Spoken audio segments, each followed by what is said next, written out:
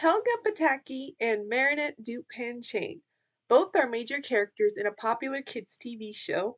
Both have a crush on someone be a big aspect of their character. Both engage in problematic behaviors towards their crush. Both fell in love through a similar event, yet one is thought of fondly while the other is widely criticized. And in this video, we are going to try to figure out why that is. So this video has been, I kept putting off trying to make this video because when I wanted to make this video, I wanted to make sure that I would do it right. Yeah, so as I'm filming this video, I'm filming this probably a week before this video actually comes out. Just really make sure I do it right. And also I want to say from the start, there wasn't, I think I was going to say this somewhere else, but there wasn't another good place to say this, that I have not really seen much of either Hey Arnold or Miraculous Ladybug. I think for Miraculous, I think there was a time where I thought I had seen 10 episodes, but when I went back and counted, it was only 9 episodes, so there's that. And with Hey Arnold, I mean, I think I've seen more of Hey Arnold than I have of Miraculous Ladybug, but I never even tried to count the episodes I'd seen of Hey Arnold, so yeah, there's that. And I think videos about Miraculous Ladybug tend to do very well, but I will say if you're watching this video as a fan of that, I probably won't be talking about Miraculous much more on this channel. So yeah, there's that. So I guess we'll just get into it. So before we really get to talking about these characters, I wanted to give a shout out to both of the voice actresses of these characters because I think both of these voice actresses are talented ladies. So Helga is voiced by Francesca Marie Smith. I think she's been in other things, but I think she's most known for voicing Helga. And the cool thing about this is that usually for like voice acting of like kids shows, they usually get like teenagers to play kids, but it seems like based on the guessing around the time that they would have started production for this show, Francesca was still a little girl when she started voicing Helga, but she's done so well. So there's that. And then Marinette is voiced by Christina V. So I think Christina V's voiced for a lot of things. I think mostly anime, but she also, yeah, I mean, Miraculous is probably one of her most popular voices. And then she also voiced smaller character, not smaller. She voiced a minor character. Would that be in Heck of a Boss? Sorry, I won't say the actual name of it. So yeah, and I think I saw somewhere in the comment that Christina V felt uncomfortable voicing some of the more weird scenes with Marinette, but I haven't been able to find the clip of that, so I haven't been able to verify that, but yeah, there we are. Then, okay, now we're actually going to get into it.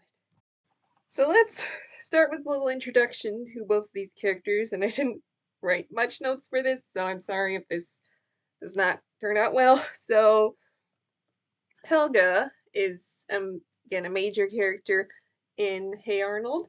I have seen the argument going around that Helga is actually the real protagonist of Hey Arnold, which I'm not sure about that, but the arguments for it definitely makes sense. So she's a 9-year-old girl, 4th grade. Her character, despite her appearance, she's very tomboyish and she's very aggressive and mean to others, especially to Arnold. But she's actually secretly in love with Arnold, but she feels the need to hide her feelings out of the fear of judgment from others and out of the fear of him not liking her back. And so, yeah, she does that by acting mean and tough and all that, but she's shown to have a soft spot at sometimes. And then Marinette is the main character of Miraculous Ladybug, her being Ladybug, and she's kind of the typical, like, kind of clumsy and awkward and like, oh hee hee kind of girl, but she seems to be somewhat well liked by most people except of course Chloe. And of course her crush on Adrian is a big aspect of her character. Not sure what else to say other than that. So yes. So I said in the video, so I said earlier that one of these characters is thought of fondly, while the other is widely criticized. From what I have seen, it seems that if you look up videos talking about Helga Pataki, it seems like the reaction, the response to her character is either positive or neutral. Like, I've yet to see a Helga hater. Then with Marinette, I think the first thing like that I was talking about when I hadn't even watched this show was Cyrus the Great's video.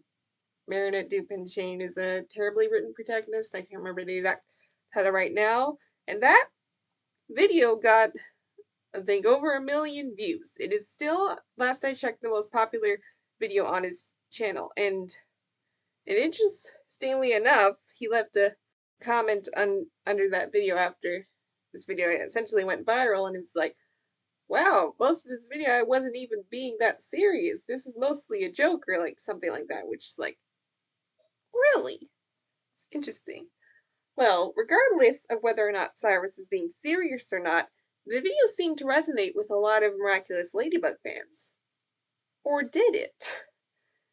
But then, of course, there's been other videos talking about Marinette's character, and it seems all very negative. We'll get to how much of that actually represents their journey. This is not going well. This is why I delayed making this video. See how much of the negative reception actually represents most of the Miraculous fandom. So yeah. So let's start to compare each of the aspects that I touched on. Let's start with the event where each of these characters fell in love with their person. And I said they're similar in that they both involve a small umbrella in the rain. Oh. Okay. So with Helga, what happens is Arnold puts his umbrella over her head and compliments her beau. And with Marinette, after school gets out, Adrian clarifies the chewing gum situation and then gives Marinette his umbrella. So I guess they're not that similar, but do you see what I mean? So let's talk about both of these events. While being similar, one is actually more effective in displaying why they feel the way they do than the other one. So let's start with Helga's. So this moment comes from the season 4 episode Helga on the Couch. Now it was shown throughout the series, I think up to this point, that Helga does not have a great home life, with her parents being pretty neglectful and clearly favoring her older sister over her. And in the episode Helga on the Couch, we find out that this has been going on for as long as Helga can remember. Yeah, and we see her in this episode in a flashback at like 3 years old, having to walk to preschool by herself. Now, why is all this context useful in establishing why this moment is effective? Because it shows that at this point in her life, Arnold was the first person to notice and be nice to Helga. So that is why this moment was so significant. And we may not, some people may not say that's not much to display why she's been obsessed with him for 60 years at this point, but it does quite make sense. Now, I would argue that Marinette's event is less effective. So this moment comes from the end of Origins Part 2. Now, correct me if I'm wrong, because it has been a long time since I've seen Origins, but from what I can recall, there's nothing in Origins that shows why this moment would be significant for her. I mean, if we're going to compare her to Helga, she doesn't seem to be lacking anything important, like from what we see in Origins. She seems to have great parents. In part 1, she made a new friend in Alia, and it seems in other flashbacks that she had other friends before that. So there's that. I mean, sure, she gets bullied by Chloe, but this event doesn't really change that. But it doesn't even have to be something like that for a reason of why this is significant. There could be another reason. Like, he could remind her of someone she used to know, or this event reminds her of something that happened in the past, or that she hasn't really gotten this kind of attention from guys before. Like, they could have given us anything, but we get nothing. And I guess to give an argument for it. Maybe they were trying to make it more realistic, because I will say, having been a teenage girl, sometimes it doesn't take much for a girl to fold, especially when the guy in question is good looking. But it seems like, based on her behavior throughout season one and like the first episode, it seems like after this, she almost immediately went obsessive stalker mode on him. And just giving us this with no reason to why this is significant doesn't exactly justify that. And also, if they wanted to make it realistic, then they should have shown her struggling with her feelings and then eventually coming to terms with them, like what happens to most of us. They do create a backstory for her later on in this series, but with that backstory, now how she fell for Adrian here makes even less sense, and we will talk about that later. Alright, so now let's move on to the problematic behaviors both of these characters engage in. Now, of course, with Marinette, her problematic behaviors are very well known. The most prominent one for being the stalking. So, in that, she has she has multiple copies of Adrian's schedule. Then she breaks into his house at times and other things like that. And then, aside from that, other problematic behaviors are stealing his phone just to delete an embarrassing message, sabotaging his relationships with other girls, and then, of course, as everyone knows, the infamous wax statue scene. Yeah. Yeah, on the wax statue scene, I saw a comment under one of these videos that, like, that scene could have been good if she was, like, just talking about how she really wants to confess to Adrian, but she feels so scared to, and then that's how Adrian finds out. But of course, that's not what happened. Instead, she's all up in his business, touching and smelling him, and then she tries to kiss him and like all those things. All this thinking that it's just a wax statue, which is like, yeah. But then with Helga, there's also similar problematic behaviors, like some kind of stalking. There's one thing that I didn't see in the show, but like apparently is a thing, is her like skipping outside of his house, and then there are other times where she breaks into Arnold's house, and and also sabotages his relationships with other girls. But one behavior that she engages in that is different than Marinette is, of course, her being mean to Arnold in an attempt to hide her feelings. So, yeah, so it seems on that front they're not that different. But where the difference comes in is how these behaviors are shown and portrayed. So, the biggest thing that people criticize when it comes to Marinette and these behaviors is the fact that, for most of the time, is that there are no consequences for her actions. So, of course, people point to and Copycat, the episode where she stole his phone, that she never gets punished for that. And in fact, it seems like towards the end of the episode, she gets rewarded because she brought it back discreetly. So, yeah, there's that. And of course, there's not much consequences for anything else. And then it seems like it's almost they almost tried to justify it. So, as I was saying, it seems like instead of instead of portraying Marinette's behavior as a bad thing, it seems they try to justify it. Here's the thing I wanted to talk about before we get the big thing was with the wax statue scene.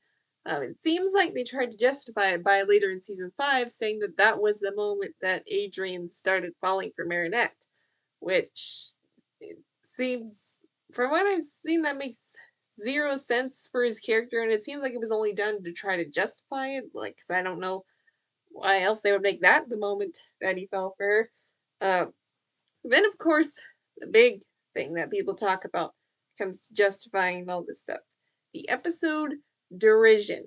Now, I have not seen the episode derision, but I did read the transcript, so I think I got all the right points. So basically, what this situation is, there's a flashback in this episode which shows that Marinette liked this guy named Kim, and they they go on this date to the swimming pool, and then when they're on the diving board, Marinette says that she wants to be more than friends, and then Kim gives her this box, and then she says I love you and opens the box, but then all these spiders come out, and then she falls into the pool off the diving board, and then after all the situation's done, she says this.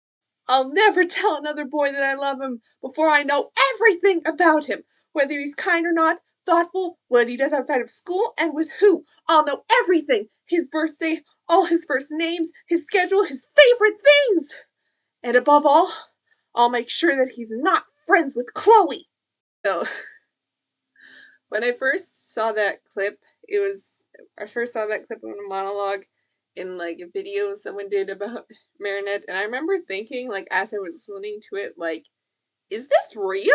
Now, of course, there's a whole lot of problems with the episode version, and if we tried to cover all of them, we'd be here for 15 hours.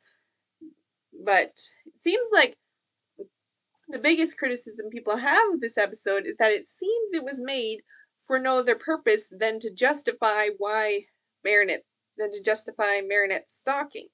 Now, of course, what happened to her was bad, not right.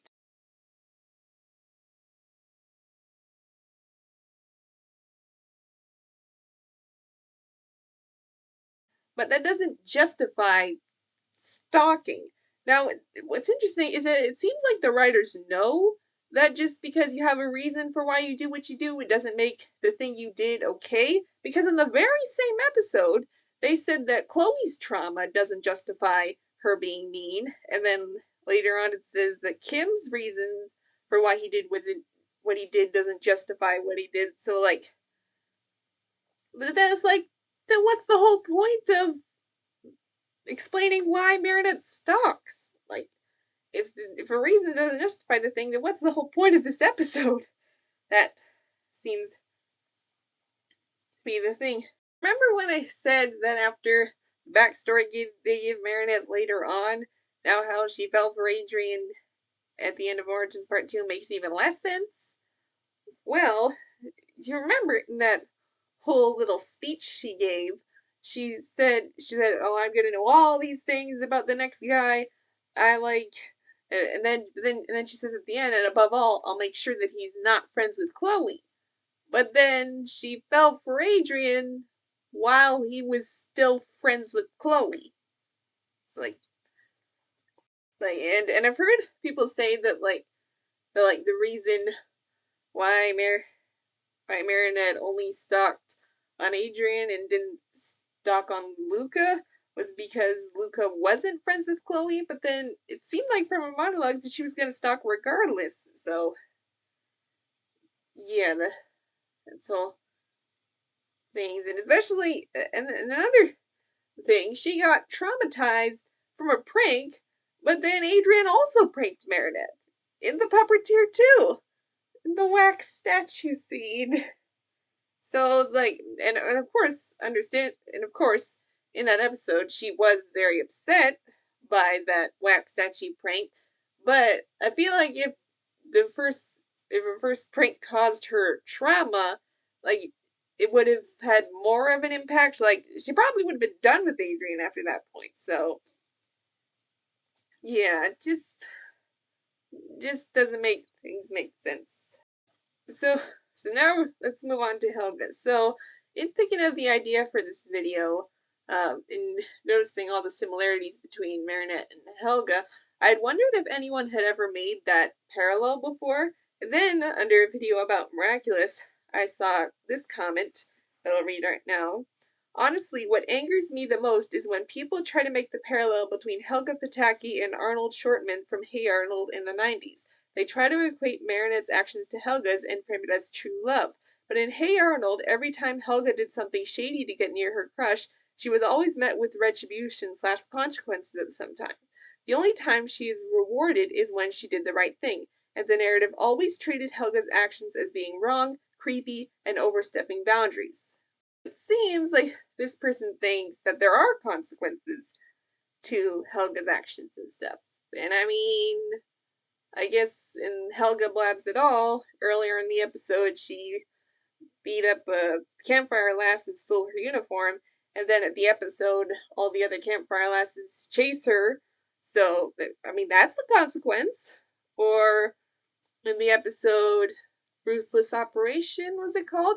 Her trying to sabotage Arnold with Ruth, her attempts, I guess, don't work. I guess, would that be a consequence? Or, and I guess, in case where she's rewarded when she did the right thing, first, in the episode Arnold's hat, first she tries to steal it and then it just shows up at her, but then once she has the hat, Arnold doesn't want to come outside, so then she's rewarded when she returns the hat. So I guess there's that.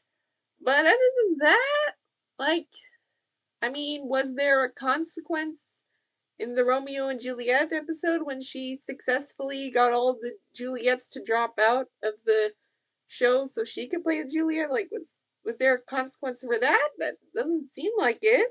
Like, then when she broke into Arnold's house in the little pink book, was there a punishment for that? Like, am I missing something? Am I just not understanding what consequences need? Please enlighten me in the comments about this, because I feel like I don't have the whole picture. Although I would say it seems there are consequences for at least some of her actions, like for one, with the being mean to Arnold thing. I saw one video where it's talking about like the fact that Helga was mean to Arnold, but then they still end up together after the Jungle movie, and she was saying, well, she never got consequences for the actions, and it seems like in the context she was referring to Helga being mean to Arnold, but then people in the comments were like, no, wait a minute, there is consequences, because with her being mean, she then only seeks to push Arnold away, which is not what she wants. So yeah, it seems that would be the case. And there was also that one episode where Helga realizes she doesn't want to be mean to Arnold, and so then she comes to the conclusion that she has to just stop loving Arnold so that she doesn't have reason to be mean to him. So there's that. And I think also with like the narrative treating her actions as wrong, like I think back to, I don't know if I've seen this episode where she's like skipping outside of his house. In that clip, her face looks really creepy, so that seems like in that case they are trying to portray what she's doing as wrong. So yeah, there's that. And then Helga also gets a bit of a backstory. We already talked about part of it earlier on, but then there's more to talk about there from Helga on the couch. So again, Arnold compliments Helga and all these things, and she immediately falls. And then, at first, she doesn't appear to be hiding her feelings for Arnold. But then, when everyone laughs at her for liking him, that's when she decides that's when she starts beating up on those kids, beating up on kids and like bossing people around, and she establishes that like I'm in charge now, trying to prove that she isn't weak and that she's not to be messed with.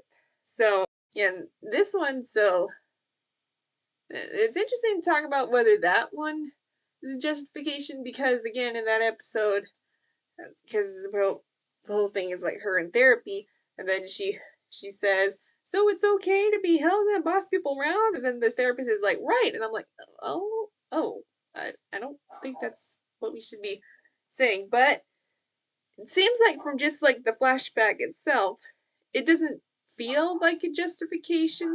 And of course, throughout the whole show, it seems like her being mean is not portrayed as a good thing. Where I guess to say earlier with like Marinette, her like stalking behaviors and stuff, it's just a running joke. It's almost like portrayed as like stalking is funny, which is like that's not a good thing we should be doing. So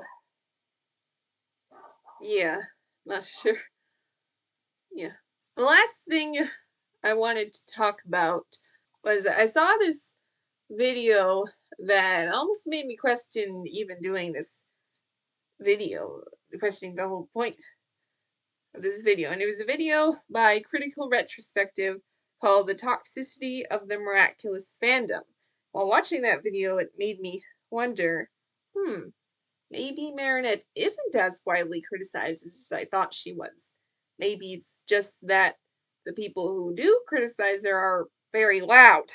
And so some more on that video. So it seems like the biggest critics of Marinette in the fandom are Cyrus the Great and Miraculously Gory, also known as MG. And so they seem to be the biggest critics, and they've also both done some questionable things. Now, of course, them doing questionable things doesn't make what they're saying wrong, but then again, maybe it seemed like I don't know. So with Cyrus, yeah, he was very intense about these videos, and he was also apparently on like the post posting some questionable memes with like the minor characters, and of course, like it's almost it's hard to say, and I don't want to show any of the pictures, and it's definitely very questionable, and I had no idea about that kind of things while I was watching it. And then while I was watching his videos, but I guess I was never like I never subscribed or anything. And then, but also things that I did see in his videos is his referring to these young characters as like the B word or horror and like all these things. And one term that he used that really rubbed me the wrong way was referring to these teenage characters as concubine, which, and I'm not one to usually throw around words like misogynistic, sexist, or whatever, but I will say his use of that word, it definitely rubbed me the wrong way. So, but thankfully, it seems that Cyrus did apologize for all that behavior and all that stuff. So there's that. And then there's the MG situation, which I guess most people didn't know about until Critical Retrospective made his video. Well, I guess one thing that maybe people did know about is that MG was kind of, in a way, started like harassment campaigns against some people in the fandom. And then there's, of course, along in this video, Critical Retrospective, who I will just refer to as CR, his personal story with MG. So the situation was that they were friends for a time, and then during their friendship, MG was very cruel and abusive towards CR, and I think stories like CR's are very important because I feel like when we talk about abusive relationships, we usually talk about it in the context of a romantic partner or a parent or something. We don't really talk about much abusive friendships, and I think part of the reason was that they're harder to recognize. Although I kind of wonder if it's like a chicken or the egg situation. Like, do we not talk about abusive friendships because they're harder to recognize?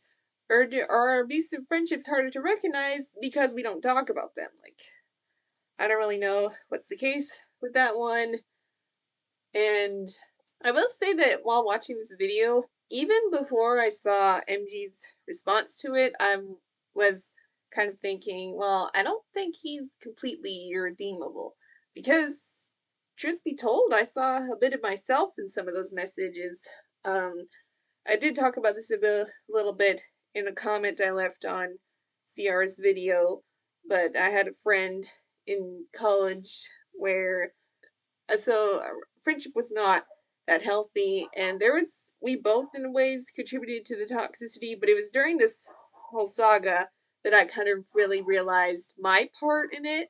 Because of course, like, she would say things to get a reaction out of me, but there were times where I was just like straight up mean when it wasn't called for, and like all that stuff. And another thing that I wasn't sure about is I said in the comment, I'm never watching any of MG's videos again. But then I realized after left that comment, like, oh, what if he makes a response video to that? And then a few days after that, I saw his response come up in my feed, and I was like, what do I do?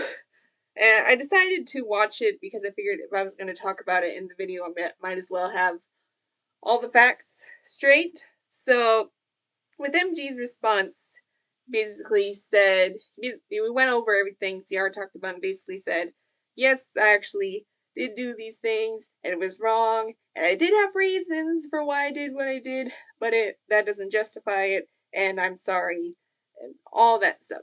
Now, of course, I don't know if he meant all of what he said, but I think that what he said was good, and it was kind of like an interesting thing reading the comments, people being like, well, you still did all these things and I'm still done with you and all these things. And on one hand, well, I do understand that. Like, I'm still probably not going to watch any of these videos, if nothing else than to keep my word of not watching any of his videos. But at the same time, I was kind of like, well, what else do you want him to do? Like, this is my problem with cancel culture, and I'm talking about cancel culture of when people are canceled for legitimate reasons. The problem I have with cancel culture in that sense is that there's no path to redemption for any of these people, and it kind of leads to this idea that if you do a bad thing,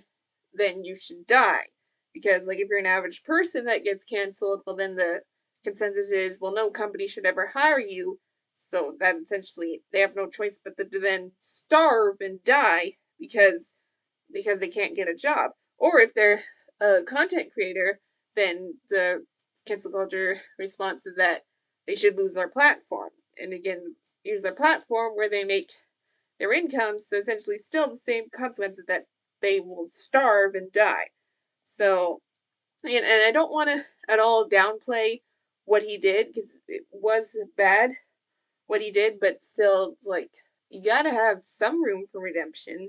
Even, I mean, of course, like, as a Christian, I, I wouldn't think of this till now, like, as a Christian, like, with the idea of original sin, like, we all deserve death in hell, but it's just by grace that we get anything else. So, yeah, I just, when grace has been shown to me, I just don't see how we can't extend that to others. So,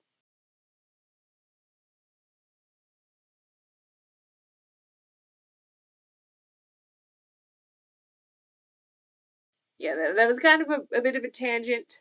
So, yeah, but I still wanted to talk about that. So, in conclusion, I think the reason why Helga is more thought of fondly than Marinette is because, so I think the reason of why one is thought of more fondly is simply because one is more well written than the other one. Maybe I didn't have to make this whole video to come to make that point, but yeah.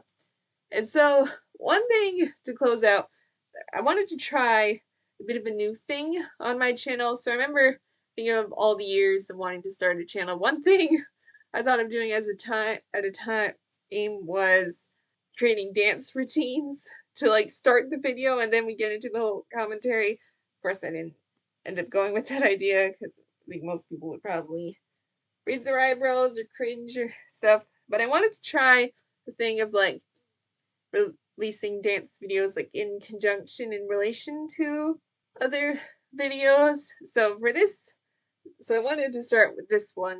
Of course, the week before this comes out, I will have released one dance video, which kind of talks about that, but then I released another one.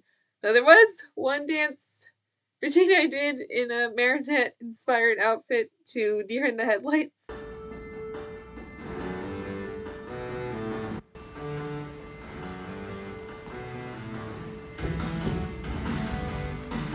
So yeah, but for this one, I'll show a bit of a clip to end this video, and then later this week, I will release the whole dance video. So that is all. Goodbye! Remember when you looked into my eyes and you told me that you